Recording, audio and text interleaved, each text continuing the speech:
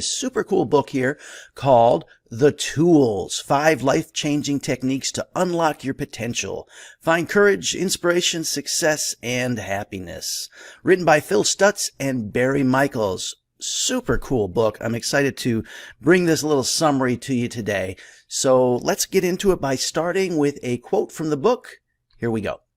The Tools. Between the two of us, Phil and I have 60 years of psychotherapy experience. Based on this experience, we've identified 4 fundamental problems that keep people from living the lives they want to live. How much happiness and satisfaction you get out of life will depend on how well you can free yourself from those problems. Each of the next 4 chapters addresses one of these. Each chapter also provides you with the tool that works most effectively on that problem. We'll explain how the tool connects you to a higher force, and we'll explain how that force solves your problem. The health of our society depends on the efforts of each individual. Every time one of us gains access to higher forces, all of us benefit.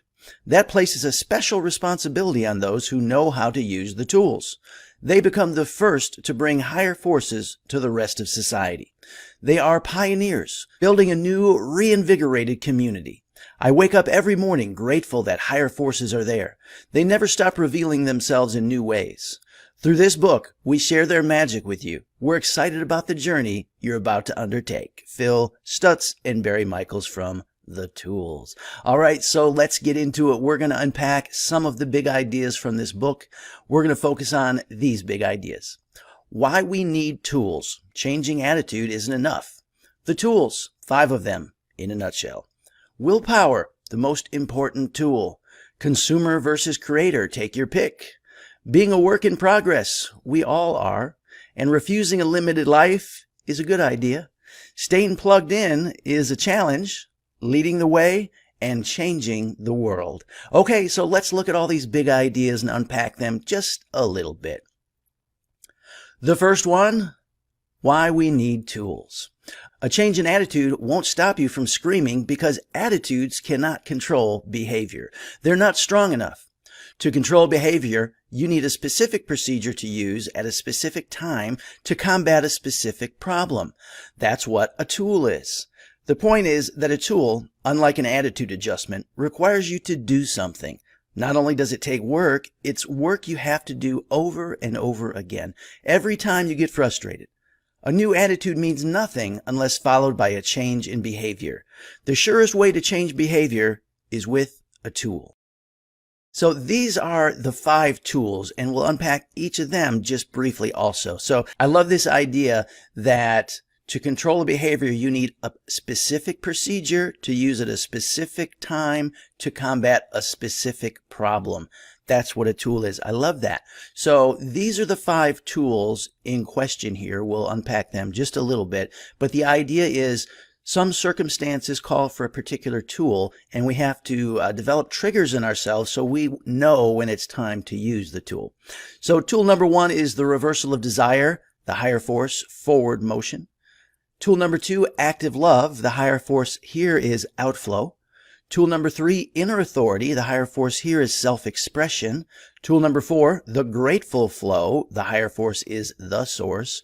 And tool number 5, jeopardy. The higher force is willpower. So notice these higher forces, forward motion, outflow, self-expression, the source, willpower.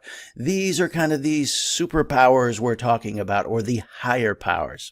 All right, so and again, I'll unpack all 5 of these just briefly. So the first one, the reversal of desire. The higher force is forward motion, like we said. We all tend to avoid emotional pain. This is not good. It dramatically limits our potential.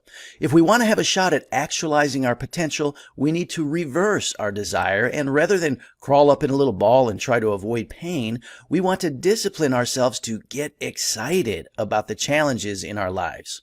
We need to know that our infinite potential exists on the other side of our comfort zones, and that the only way to break through to that infinite potential is to bring on the pain. Learn to love it and use it to catalyze our growth. Easier said than done, but wow, this tool rocks. So the reversal of desire. Our desire usually is to avoid pain, avoid Avoid even the smallest step outside of our comfort zone. Avoid the challenges. But here, this tool tells us to reverse that desire and get excited when we see those challenges or see things we might perceive as painful in our lives. Get excited about that. So do a reversal on the desire. Tool number 2 is active love. Outflow is the higher force we're talking about here. You ever get stuck in a mental loop where you're looping around in your head again and again and again about all the things someone has done to annoy you? Stutz and Michaels call that the maze. We want to notice when we're stuck in the maze and get out. How? Use the active love tool. Focus on your heart, and rather than mentally beat the person up who annoyed you, beam them love. Sounds a little weird, but it's a lot awesome. Okay, this does sound a little weird, but I can totally relate. This mental loop, the maze, okay? You may be like me in that sometimes I have these discussions, only in my head with somebody that maybe I'm disagreeing with, and I'm, kind of having this imaginary discussion, and usually I imagine it going all wrong, the worst of ways, right? So anytime you have that kind of maze thing going on in your head where something's just looping around and around, I mean, it's not even real. It's just, it's just thoughts in your head here. So that's the time to instead focus on your heart rather than your mentality and beam them love. I've never heard that before, but I have heard the idea of projecting love. And it's really the same thing. It's like wishing well to somebody, beaming them love, projecting love, just saying mentally to yourself, I love you to that person.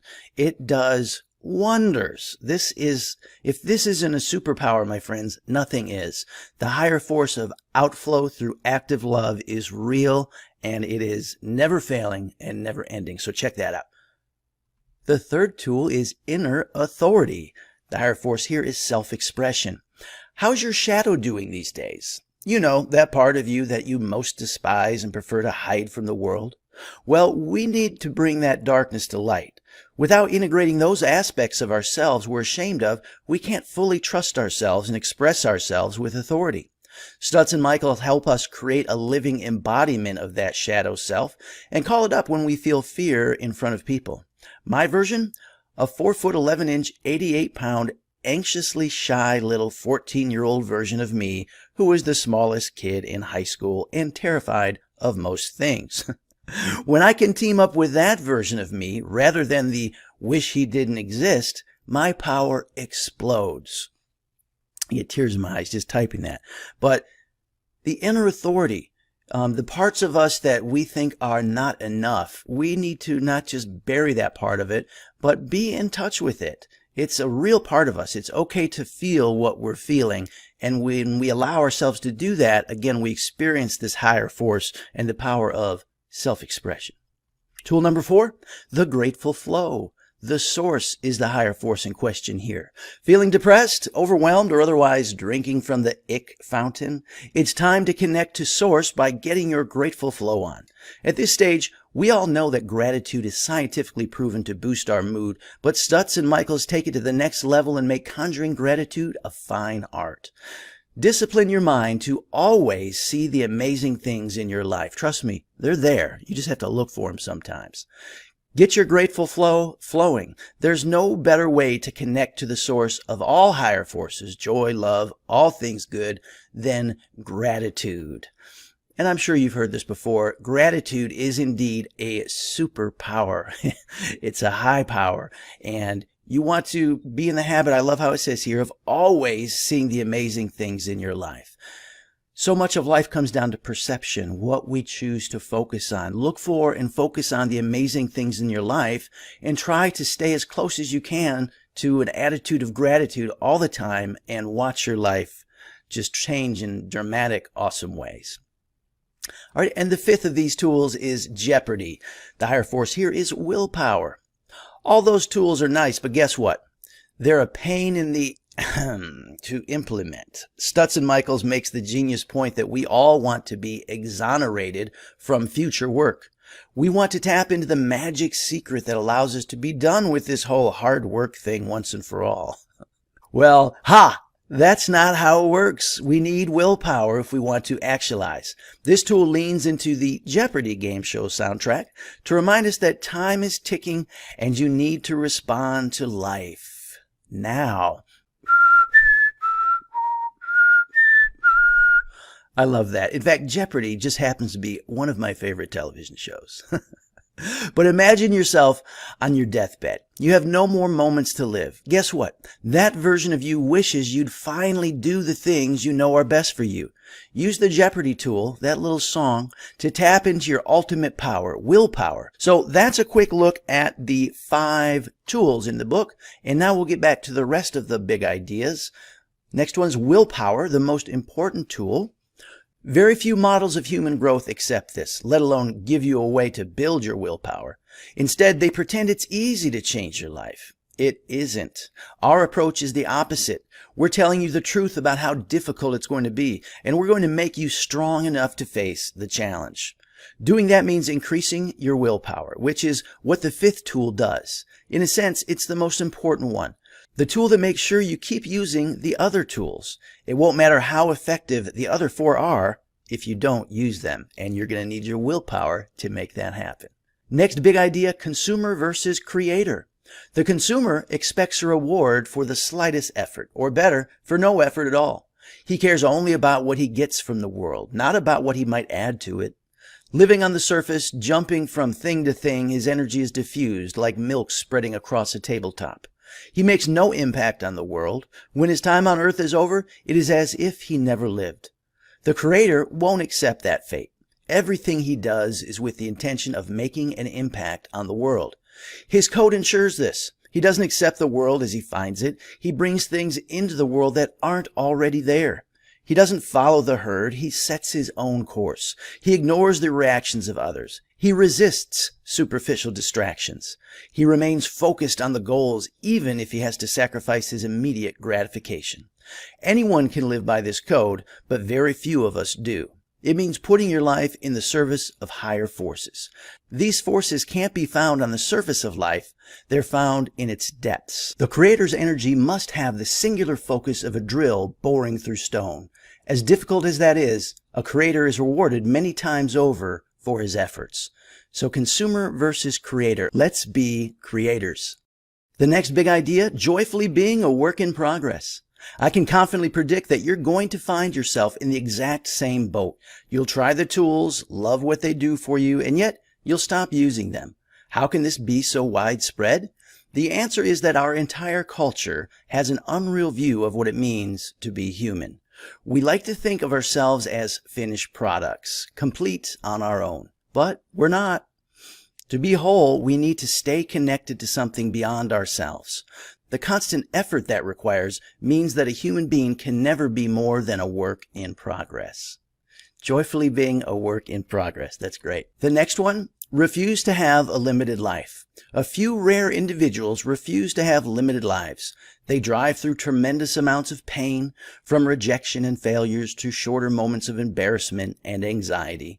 They also handle the small, tedious pain required for personal discipline, forcing themselves to do things we all know we should do, but don't, like exercising, eating right, and staying organized. Because they avoid nothing, they can pursue their highest aspirations. They seem more alive than the rest of us. Refuse to have a limited life. I love that. Don't be limited by the things you're afraid of. Don't be limited by the fear of pain or staying in your comfort zone. Step out and realize your life is a work in progress and avoid nothing. Next one, staying plugged in. Think of your mind as a newly bought state-of-the-art flat-screen TV. You eagerly take it out of the box, but it won't play. An electrical connection has come loose. There's no buying a new connection. You have to fix it with your own effort. Worse, the connection will keep coming loose. You'll have to fix it every day. But the broken connection in your mind isn't to electrical power, it's to higher forces. And every time the connection breaks, one of your personal problems appears. The tool repairs the connection. That's why they work. But the connection never lasts. It will break again. That makes using the tool a task without end. See, there is no quick fixes in life. There is no magic pill. There is work, okay? And you have to do the work in your life. And this is a great analogy of that you've got to stay plugged in. That's a great way to think of it, that you always have to fix that connection every day, because every day we have the choice to choose where we put our focus and how we choose to perceive the things around us. So that's great, staying plugged in. The next big idea, leading the way. Let's imagine what this might look like. Close your eyes and use the reversal of desire on something you normally avoid. Feel yourself starting to move forward. Now see those around you, inspired by your forward motion, using the tool on whatever they're avoiding. See millions of people embracing pain and as a result moving forward in their lives. How does the society you're imagining look different from the one we have now? When millions of individuals stop avoiding and start moving forward, there are no social problems they cannot solve. It's only a society that embraces pain that will lead the way for the rest of the world. To help you become a creator, the book has to do more than convey ideas. It has to awaken those higher forces inside you. To keep those forces vital, you will have to use the tools long after you've finished reading. In fact, for the rest of your life. That's our ultimate goal, for you to maintain an unending relationship with higher forces. Call us crazy, but nothing less will satisfy us. And if you aspire to be a creator, nothing less will satisfy you either. So there it is, a look at The Tools. Great book by Phil Stutz and Barry Michaels. The big ideas we unpacked a little is why we need the tools, because changing attitude is not enough. The tools, all 5 of them, we talked about briefly and how important they are, and the idea of training yourself to, when a situation occurs, triggering yourself to pull out that tool and use it. Consumer versus creator. Take your pick. We want to be creators. Willpower is the most important tool. Being a work in progress, that's all we are. We're never finished. Refusing a limited life, that's a great idea. Staying plugged in every day, we've got to monitor where's our consciousness, and leading the way and changing the world as others will see what we're doing and follow in success. Great look at the book, The Tools. It really is one of the greats. It's a hard one to do a summary of because it's just, if you buy it and read it and you're into highlighting, you'll probably highlight the whole thing. It is fantastic.